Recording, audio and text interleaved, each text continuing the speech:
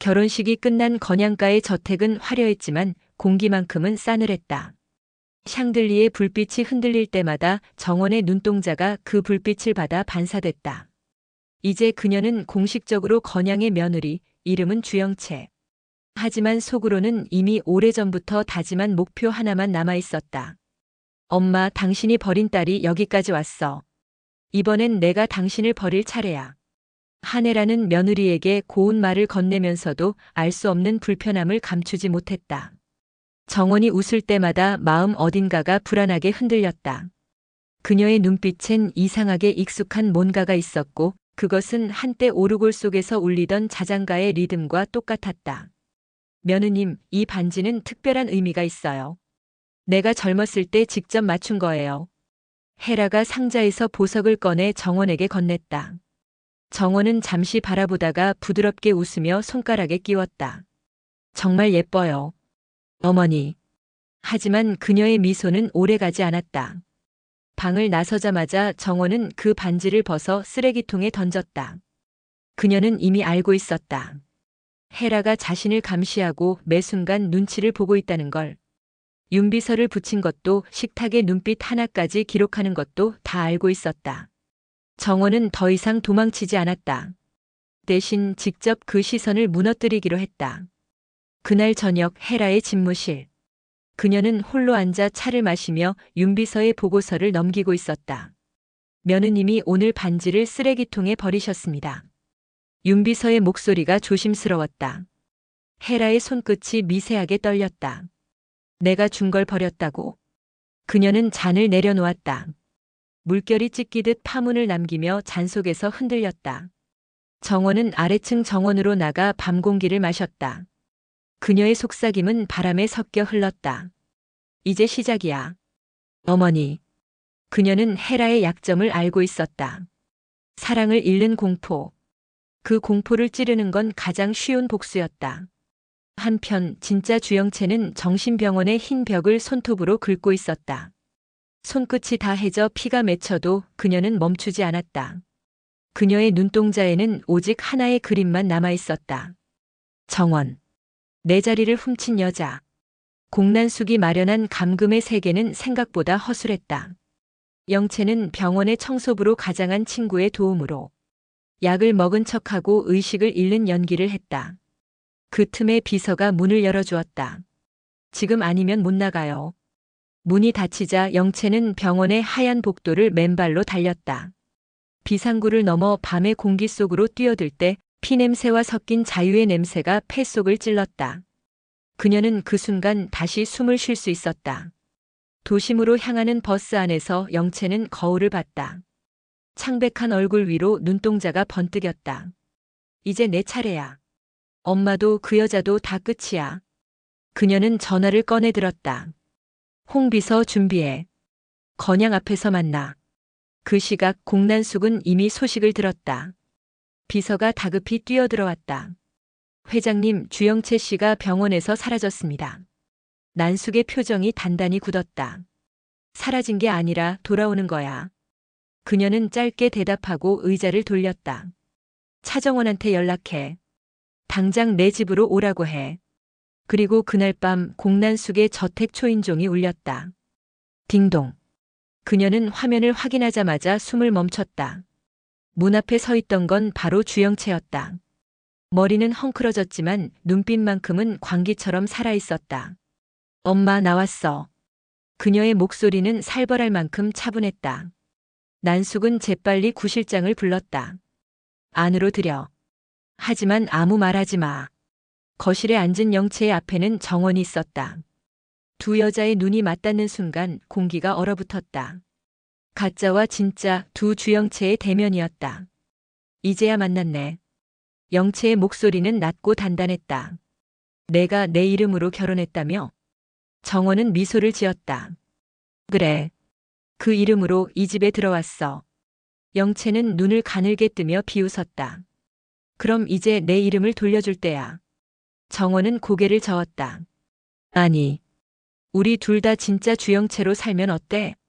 그 말은 마치 폭탄처럼 공기를 터뜨렸다. 영채의 눈동자에 불이 붙었다. 그녀의 분노가 정원을 향해 쏟아졌지만 정원은 흔들리지 않았다. 오히려 부드러운 미소로 말을 이었다. 너 엄마한테 이용만 당했잖아. 그 집은 내가 직접 가지면 되잖아. 영채의 숨이 가빠졌다. 공난숙을 내가? 정원은 고개를 끄덕였다. 그래. 내가 던질 불이야. 난 그 불길 속에서 새로 태어날 테니까. 그날 밤 공난숙의 집에는 두 개의 주영체가 존재했다.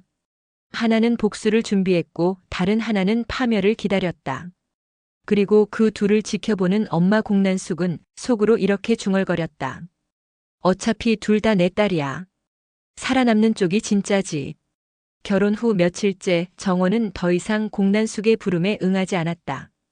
그녀는 이제 두려움 대신 냉소를 배웠다. 건양그룹 안에서 그녀의 존재감은 빠르게 커지고 있었다. 디자인실에서 시작된 프로젝트는 한혜라의 서명 없이도 진행되었고 회장 진태석조차 그녀의 능력을 인정했다. 그러나 정원의 마음속에는 단 한 가지 목표만 있었다. 헤라를 무너뜨려야 해. 그녀가 내 어머니였으니까. 헤라는 정원의 태도 변화를 느꼈다. 요즘 왜 이렇게 말이 없어요? 배우고 있어요. 어머니처럼 강해지는 법을요. 그녀의 말은 공손했지만 속은 서늘했다. 헤라는 그 대답에 뭔가 걸리는 듯한 표정을 지었다. 내가 강하다고 생각하니? 네. 하지만 외로워 보이세요. 그 말에 헤라는 아무 말도 하지 못했다. 그날 밤 헤라는 혼자 집무실에서 오래된 오르골을 꺼냈다. 뚜껑을 열자 낡은 멜로디가 울려 퍼졌다. 그 곡은 수아에게라 새겨진 작은 메모와 함께 있었다. 설마. 그녀는 자리에서 벌떡 일어났다. 정원이 그날 내민 손목에 작은 흉터가 떠올랐다. 유년 시절 사고로 다쳤던 자신의 딸 수아와 똑같은 자리에 있던 상처였다. 윤비서 정원 씨의 병원 기록 가져와요. 아무리 오래된 것도 다. 헤라는 목소리를 낮췄지만 그 안엔 떨림이 있었다. 그녀는 직감했다. 이 아이 내 딸일지도 몰라. 그 시각 정원은 공난숙에게서 전화 한 통을 받았다. 내일 저녁 나 좀 봐. 정원은 냉담하게 웃었다. 이제 나한테 명령하지 마세요. 명령이 아니야. 경고야. 난숙의 목소리가 낮아졌다. 내가 날 버린다면 내 아버지의 죄도 다시 드러나게 될 거야. 정원은 숨을 삼켰다. 아버지 얘기를 함부로 입에 올리지 마세요. 함부로? 그 살인자 얘기를? 그 순간 정원의 눈빛이 완전히 달라졌다. 살인자가 아니라 희생자예요. 그녀는 전화를 끊고 휴대폰을 던졌다. 이제 공난숙의 협박도 통하지 않았다. 그녀는 자신이 만든 거짓의 세상 위에서 진짜 복수를 시작할 준비가 되어 있었다.